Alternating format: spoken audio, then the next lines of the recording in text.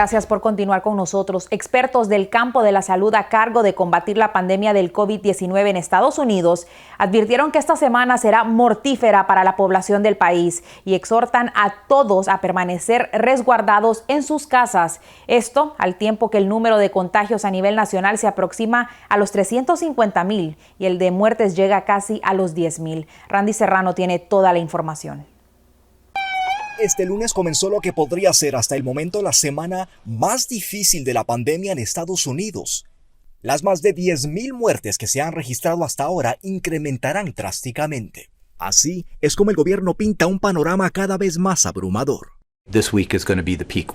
Este lunes, uno de los médicos del grupo de trabajo de la Casa Blanca que hace frente al COVID-19 dijo que esta será la semana de mayor incidencia de casos y de muertes por el virus.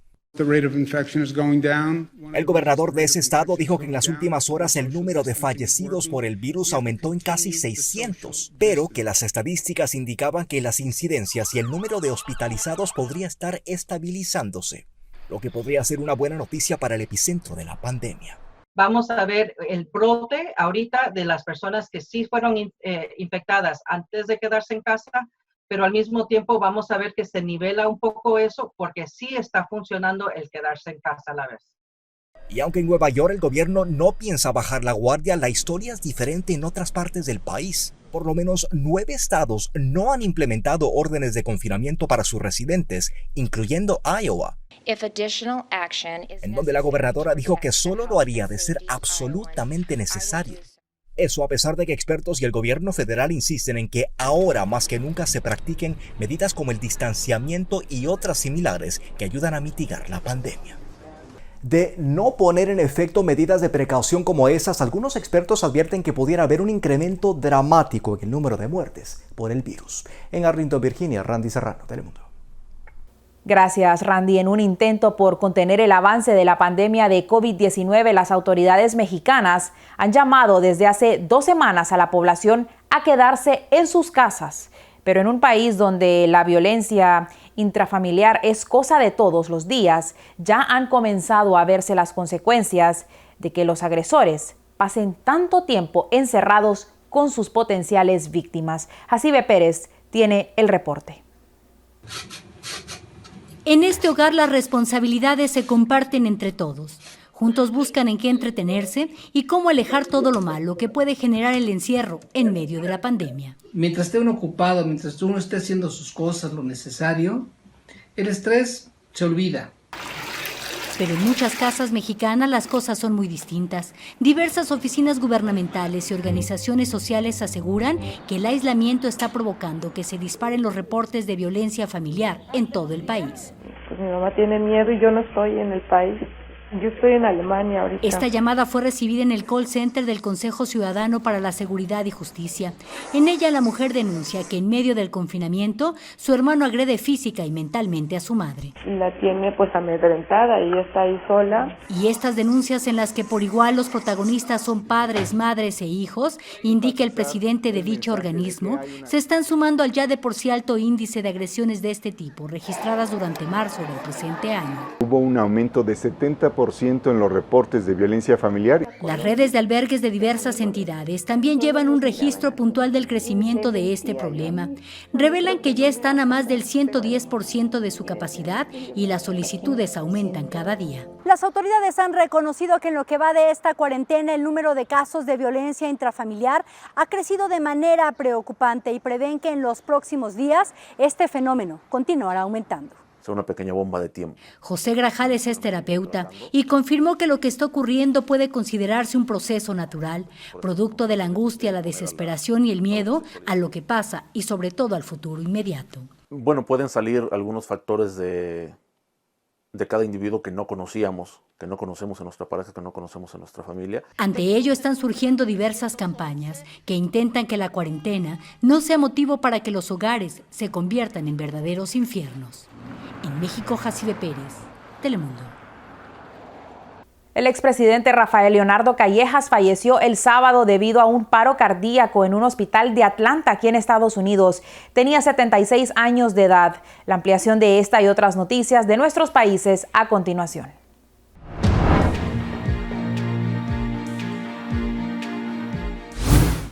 En Honduras, familiares del extinto mandatario indicaron que fue ingresado en estado crítico al centro asistencial donde horas más tarde falleció. Callejas nació en Tegucigalpa el 14 de noviembre de 1943 y era hijo de Rafael Callejas y Emma Romero de Callejas. Estuvo casado en 2 ocasiones con Nan López, con quien procreó 3 hijos, y luego con la abogada Norma Regina Caborit.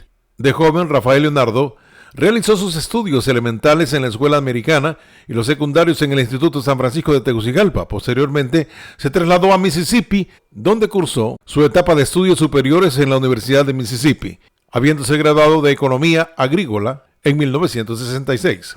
El exmandatario gozaba de libertad condicional en Atlanta por un juicio en una corte de Nueva York donde se declaró culpable en un caso de la FIFA y estaba a la espera que le dictasen sentencia. Su muerte ha impactado a todo el sector político y social de Honduras. En Guatemala, el Congreso de ese país aprobó ayer domingo una nueva ampliación de su presupuesto por $625 millones para enfrentar al coronavirus, el segundo monto adicional por la emergencia después de la suma de 140 millones más el pasado viernes. En Ecuador, la alcaldía de Guayaquil, en ese país, comenzó ayer domingo a repartir ataúdes de cartón ante la escasez de los de madera. La falta de ataúdes se agudizó por la crisis de los cadáveres que se han acumulado en las calles, morgues y funerarias a raíz de la emergencia sanitaria por el COVID-19. Según las autoridades de Guayaquil, ya se recibieron los primeros 200 de un total de 2.000 ataúdes de cartón fabricados gracias a la colaboración de la Asociación de Cartoneros. En Ecuador, según las cifras del gobierno, hay más de 3.600 casos confirmados, 180 personas fallecidas. Y en Puerto Rico, ahí el Departamento de Salud de la isla confirmó hoy lunes que el número de casos positivos por coronavirus en la isla es de 513, el total de personas fallecidas para la fecha por el virus es de 21. Se han realizado un total de 4.951 pruebas del COVID-19 en Puerto Rico, de las que 3.432 han resultado negativas y aún se esperan por los resultados de unas 1.000, según se informó. En más información internacional, España e Italia comienzan a ver una baja en el número de contagios y muertos. Japón ha declarado estado de emergencia y el primer ministro británico será sometido a exámenes hoy luego de haber sido hospitalizado el día de ayer. Yvette Machín tiene los detalles. Hola, ¿qué tal? Al parecer Italia y España, 2 de los países más afectados, han empezado a aplanar la famosa curva y mientras allí la situación mejora, en otros lugares como Japón, la pesadilla apenas comienza. El número de fallecidos en España en las últimas 24 horas cayó a 637 después de 2 duras semanas donde la cifra sobrepasó los 900 muertos. Las autoridades creen que ya han pasado el punto más alto de la curva, lo que supone la primera fase de la pandemia. Hemos de abordar la segunda etapa, que consiste en doblegar el pico y empezar a preparar la estrategia de transición o desescalado en la que ya está trabajando el gobierno de España. El nuevo plan del gobierno incluye hacer pruebas en cantidades masivas para buscar enfermos asintomáticos y aislarlos para así evitar nuevos brotes. A todo esto, en Italia la tendencia también apunta a un descenso, no solamente en la cantidad de fallecimientos, sino también en el número de contagios y de personas en estado grave. Por cierto, estas son imágenes del momento en que 2 pacientes fueron transportados en un avión militar desde Bérgamo hasta Bari. El ejército reportó al menos 14 viajes más de traslados a hospitales en el sur del país, donde las salas de cuidados intensivos tienen más espacio. Y mientras en estos lugares lo peor ya está pasando, en otras partes como Japón, el brote y la movilización del gobierno apenas comienza. El primer ministro japonés declaró estado de emergencia desde este martes para Tokio y otras 6 provincias. El país asiático registra más de 3.500 contagios y cerca de un centenar de muertos. Por otro lado, después de haber sido hospitalizado este domingo como medida de precaución, hoy lunes el gobierno británico anunció que el primer ministro Boris Johnson fue internado en la unidad de cuidados intensivos. Johnson anunció públicamente que dio positivo al virus el pasado 27 de marzo. Nos vamos a una pausa, pero cuando regresemos tenemos los deportes con Giovanni Carvajal y el tiempo, así que quédese con nosotros.